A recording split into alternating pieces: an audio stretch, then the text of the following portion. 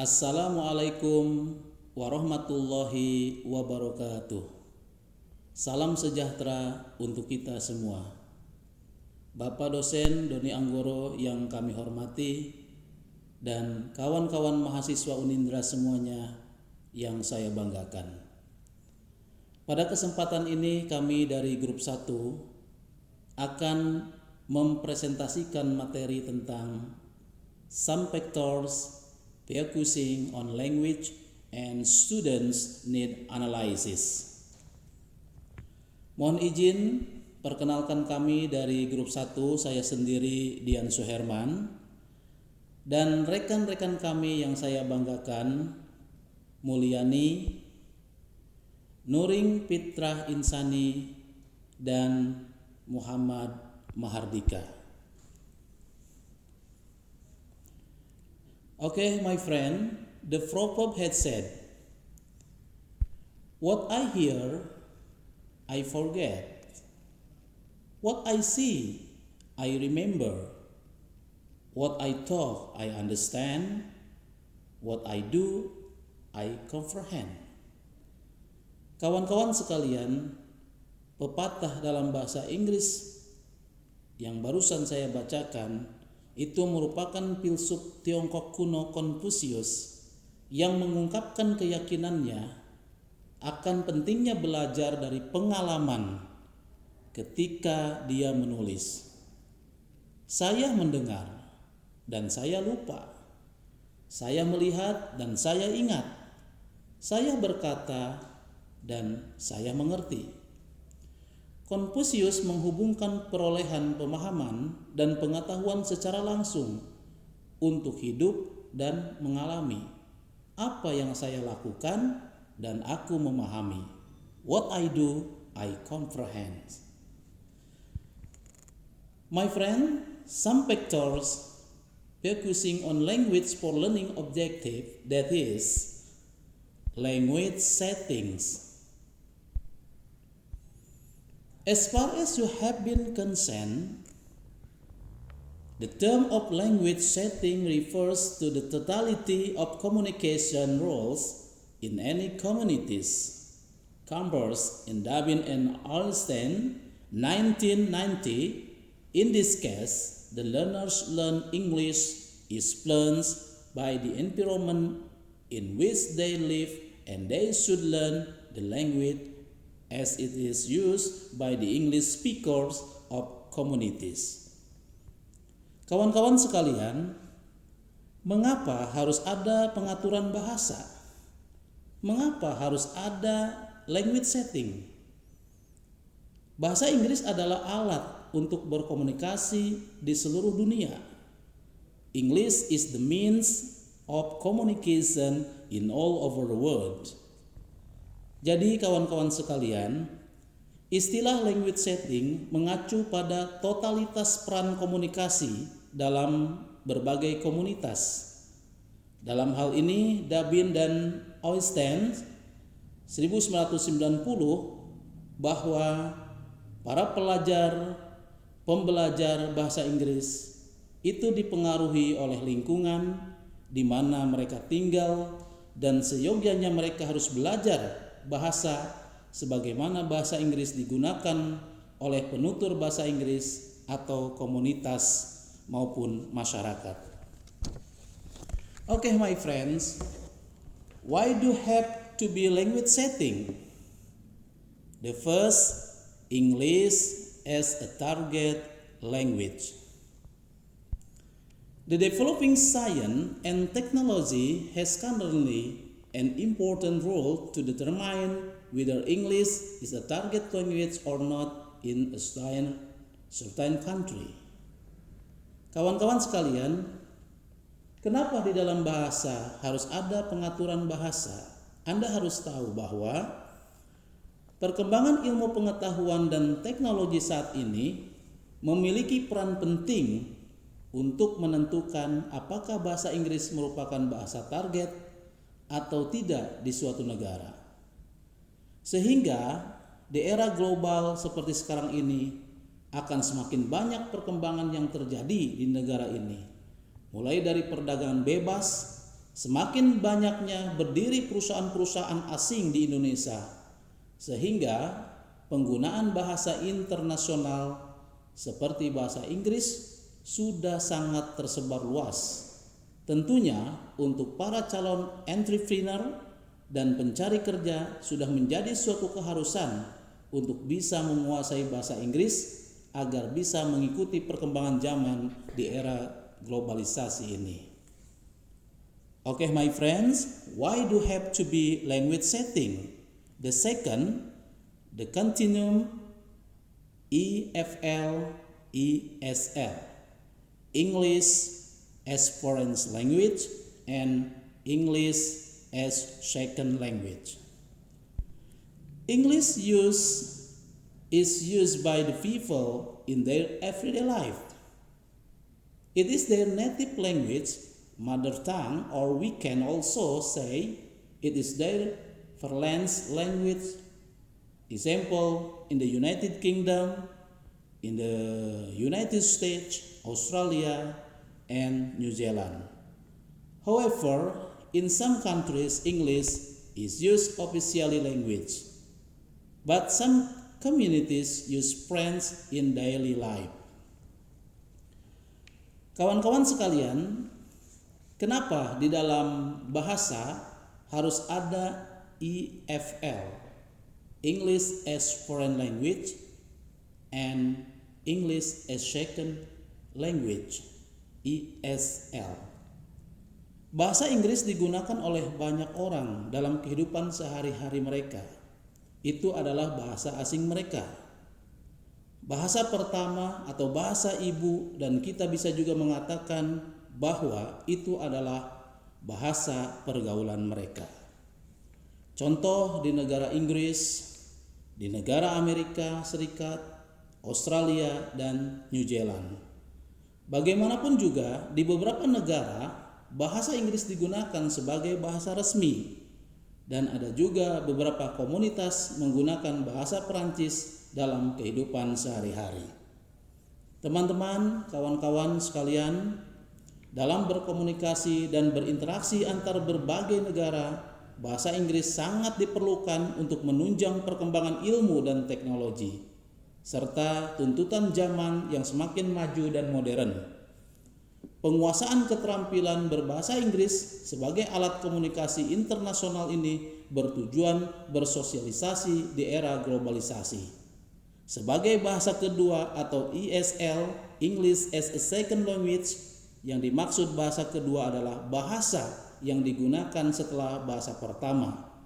Di negara-negara ESL, berbagai tulisan atau pengumuman di tempat-tempat umum ditulis dengan menggunakan bahasa Inggris. Okay, my friend, you have to comprehend about patterns of language used in society. The patterns of language used in society depends on where the English used. The first, education. In education, for any setting where English is not the native language of most members in the community, two major aspects need to be considered. Kawan-kawan, dalam pendidikan untuk situasi di mana bahasa Inggris bukan bahasa asli dari sebagian besar anggota di masyarakat, pengajaran dan pembelajaran bahasa Inggris di suatu lembaga pendidikan, terutama pendidikan formal, menjadi faktor terpenting yang menjadikan bahasa Inggris sebagai bahasa asing utama di Indonesia. Okay, my friend, you have to be comprehend about the second patterns of language used in society, the labor market. Most of companies need the applicants who have had English certificate. It seems that there are requirements which are needed by the companies to recruit their employees. Kawan-kawan, sebagian besar perusahaan itu membutuhkan pelamar yang telah memiliki sertifikat bahasa Inggris. Dan tentunya itu yang menjadi persyaratan yang dibutuhkan perusahaan untuk merekrut karyawan. Jadi itulah pentingnya bahasa Inggris di sebuah market untuk para pekerja. Okay, my friend, you have to comprehend about patterns of language use in society is the process of modernization. The important factors affecting the role of English in the process of modernization are closely related to the accessibility of technological information and know-how. Kawan-kawan, faktor penting yang mempengaruhi peran bahasa Inggris dalam proses modernisasi ini sangat erat kaitannya dengan aksesibilitas informasi dan pengetahuan teknologi. Kawan-kawan sekalian, mungkin demikian pemaparan materi yang saya sampaikan. Mudah-mudahan bermanfaat, dan untuk materi selanjutnya akan disampaikan oleh kawan kami Muhammad Mahardika. Everyone, my name is Muhammad Mahardika. I will continue the presentation. Attitude toward language, sikap terhadap bahasa. Dubin and Ornstein, 1990, 14, said the positive attitude toward the language will reflect a high regard and appreciation of both the language and the culture it represents. Dubin dan Ornstein 1990 14 mengatakan bahwa sikap positif terhadap bahasa akan mencerminkan sebuah penghormatan yang tinggi dan penghargaan terhadap bahasa dan budaya yang diwakilinya. Meanwhile, the negative attitude toward a language is often related to historical factor, political and national trend, or social conflict. Sementara itu, sikap negatif terhadap suatu bahasa seringkali berkaitan dengan faktor sejarah, tren politik dan nasional ataupun konflik sosial. The political and national context. Politik dan konteks nasional. Political and national context influence the policy taken by the government. Konteks politik dan nasional mempengaruhi kebijakan yang diambil oleh pemerintah. Based on the 2003 Education Law No. 20 Article 3, the government planned to implement the International School Level Program. The objective of this program was to reduce Indonesian students to study overseas. But this program failed since the students had to finance of the program by themselves. Berdasarkan Undang-Undang Pendidikan tahun 2003 nomor 20 pasal 3, pemerintah berencana untuk mengimplementasikan program tingkat sekolah internasional. Tujuan program ini adalah untuk mengurangi siswa Indonesia untuk belajar di luar negeri, tapi program ini gagal karena para siswa harus membiayai program ini sendiri. When initiating new curriculum design or launching a material development project, planner must be fully aware of the political and national priorities prevailing in the community at that particular time. In decision making, all these factors must be taken into account.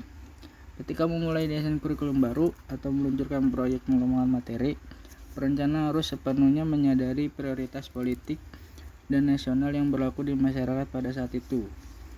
Dalam pengembalian keputusan, semua faktor ini harus diperhitungkan. Jadi, dalam pengembangan sebuah kurikulum juga dipengaruhi oleh situasi nasional dan politik yang berlaku saat itu. Oke, that's all from me. Thank you. Assalamualaikum warahmatullahi wabarakatuh.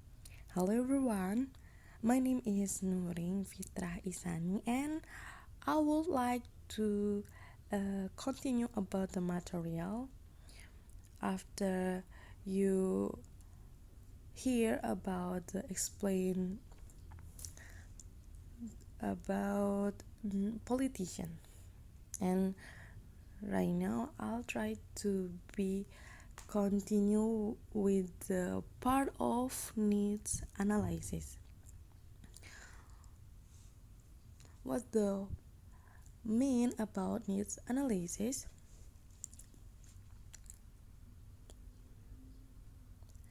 Is the systematic collection and analysis of all information necessary for defining and validating a defensible curriculum. Hutchinson and Waters 2010 20 and 10 divided needs into target needs and learning needs. What's that mean? About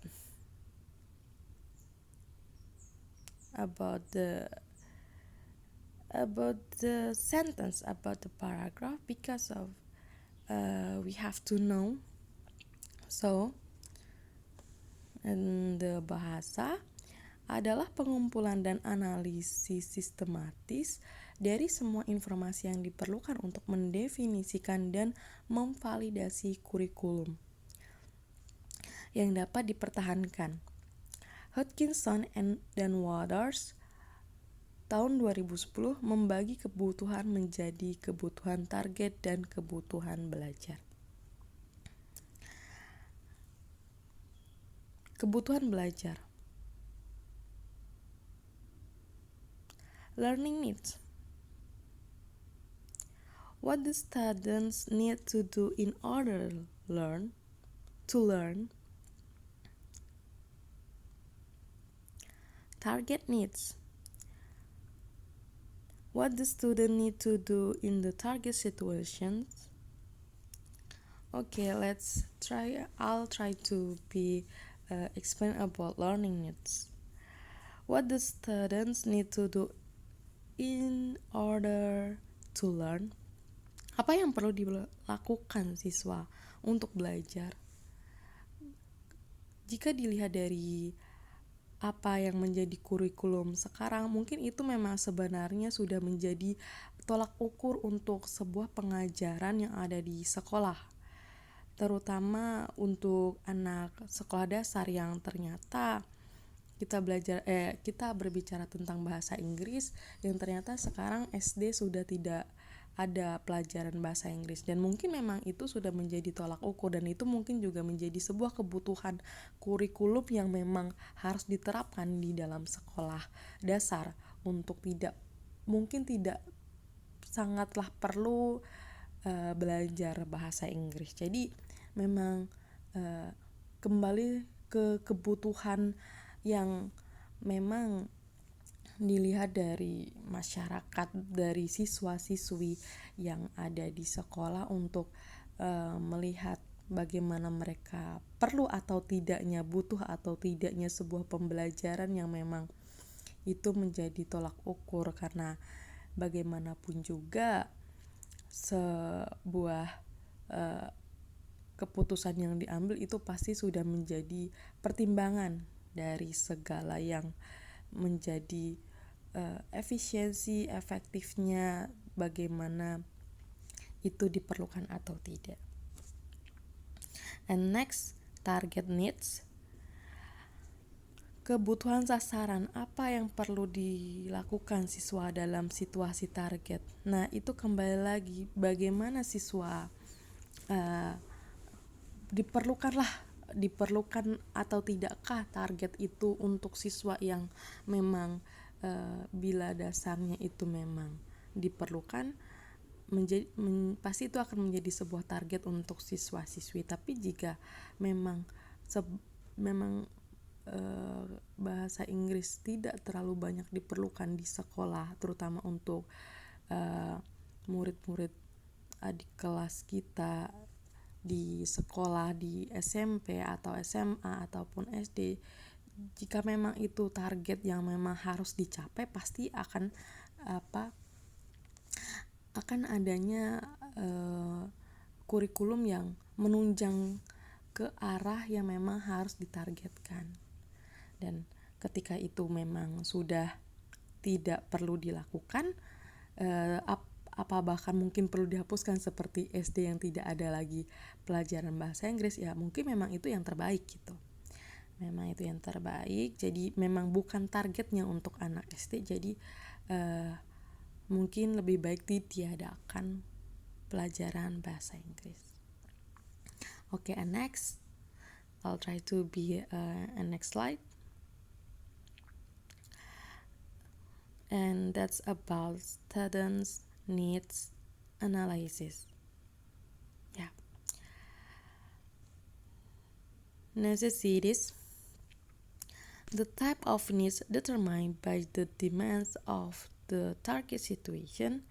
That is what the learner has to know in order to function effectively in target situation.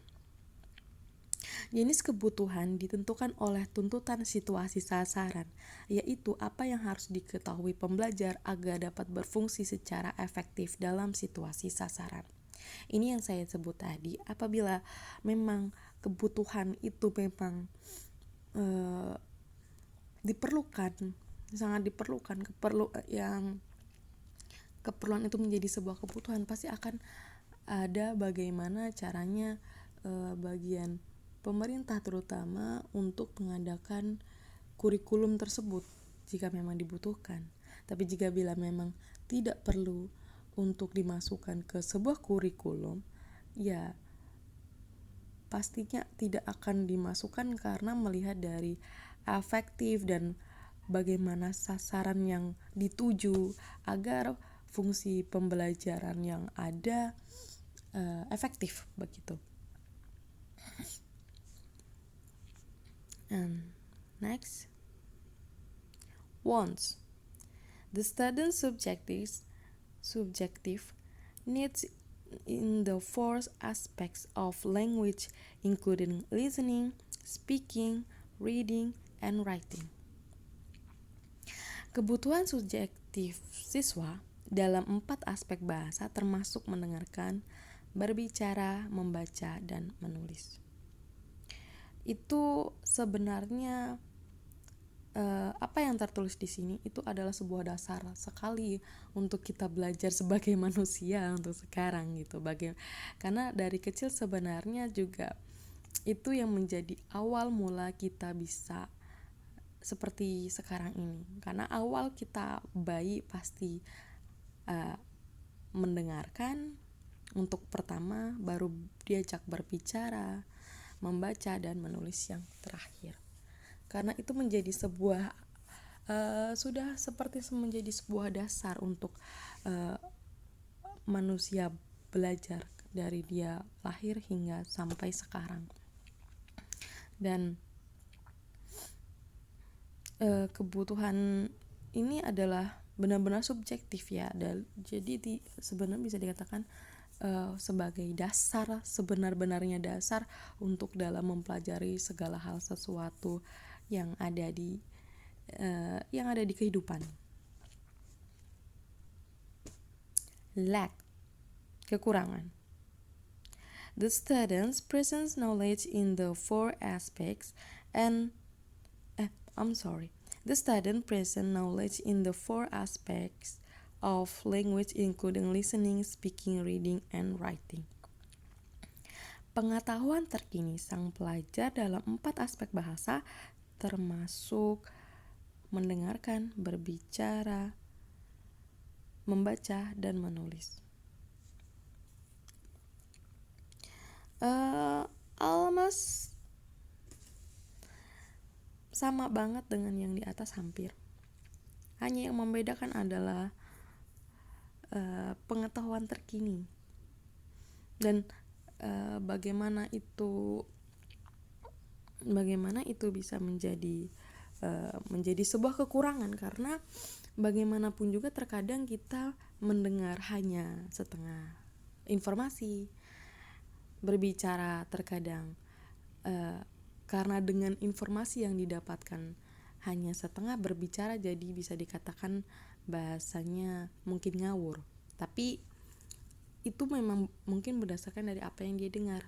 Dan itulah kekurangan setiap orang yang terkadang hanya mendapat informasi setengah dan sudah disebarkan kemanapun. Jadi itu yang menjadi sebuah kekurangan untuk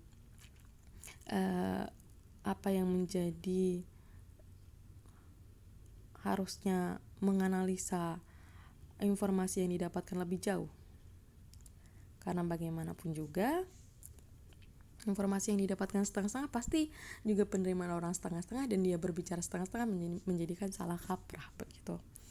Jadi jika mendapatkannya hanya setengah dari itu, dari dasarnya saja sudah setengah, apa yang dia dengarkan setengah, untuk berbicara, untuk menjadikan sebuah topik pembahasan atau sebuah bacaan, bahkan penulisan, itu akan menjadi salah kaprah. Makanya sebaik-baiknya informasi yang kita dapatkan harus benar-benar sebisa mungkin jelas, dan lebih baik mendapatkan dari sumber informasi yang terpercaya. Dan untuk mendapatkan sebuah informasi yang terpercaya memang sangatlah tidak mudah, makanya kita harus pandai-pandai menganalisa tentang sebuah informasi apa yang kita dapatkan. Okay, I think that's all from me. Hey everyone, how are you today? Hope you're doing great. My name is Mulyani. I will continue the presentation. Now we are going to discuss about some example question about needs analysis. We have discussed all about the student necessities, likes, and wants in terms of target situation needs. We have not considering the other factors that also affect the goals of learning. They are students, the materials, and the methodology.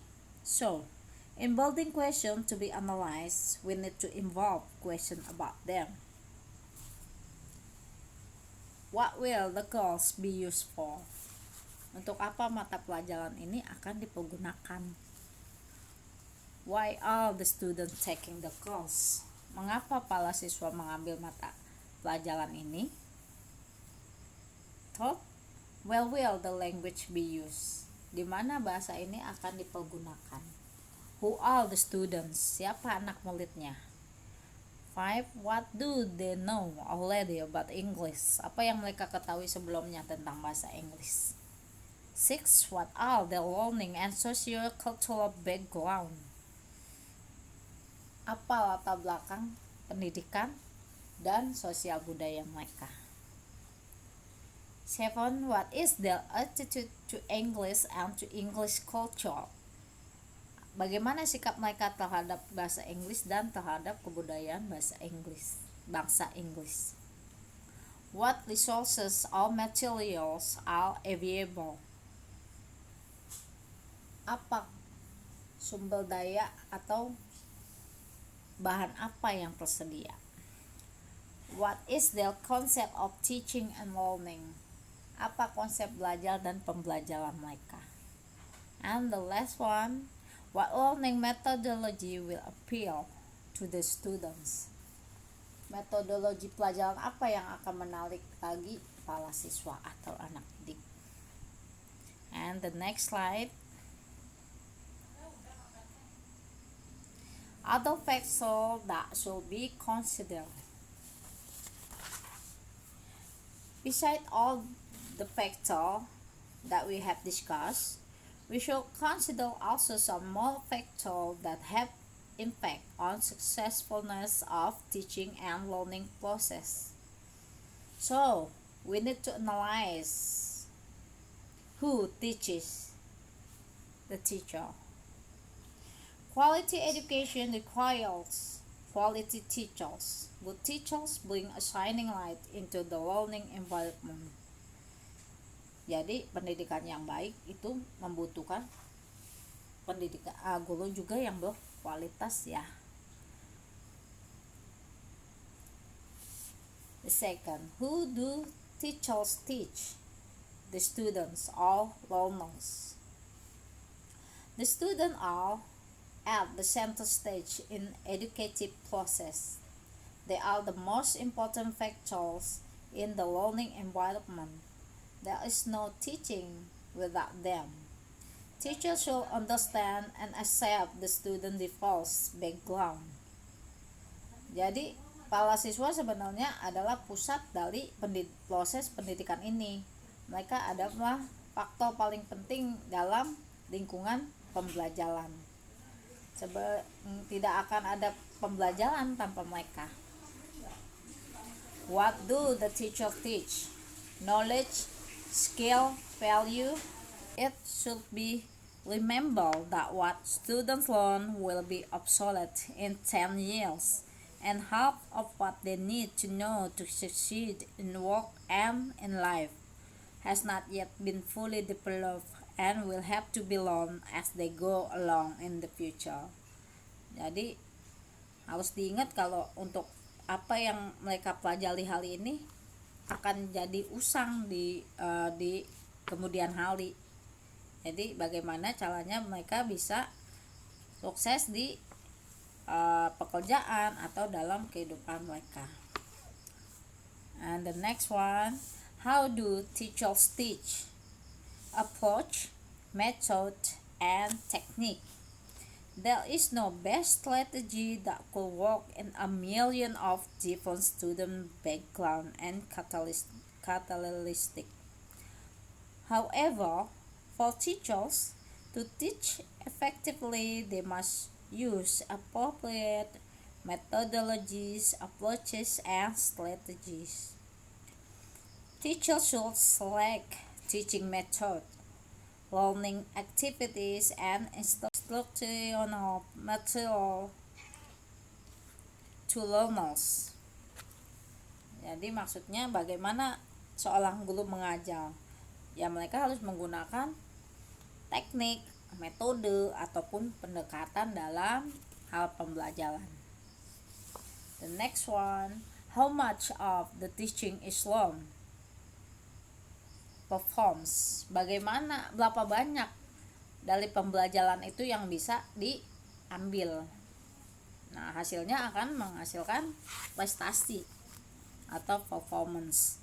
At the end of teaching act, it's necessary to find out if the objectivities set were accomplished. Jadi setelah selesai pembelajaran itu sangat penting untuk mengetahui bahwa hal itu atau target telah tercapai. And the last one, with whom do we teach? Other teachers or community partners. Jadi dengan siapa kita mengajar? Guru-guru lain atau dari komunitas. Teaching is a collaborative undertaking, while teachers are the focal point in the learning process. They must draw upon the resources of their environment and of their partners to be effective. Jadi guru nggak bisa kerja sendiri, mesti ada partnernya atau guru-guru yang bisa membuat situasi pembelajaran bisa berjalan dengan lancar. Okay, that's the end of our group presentation. Hopefully we can learn from the material that has been given. Thank you for your attention. Bye for now. Wassalamualaikum warahmatullahi wabarakatuh.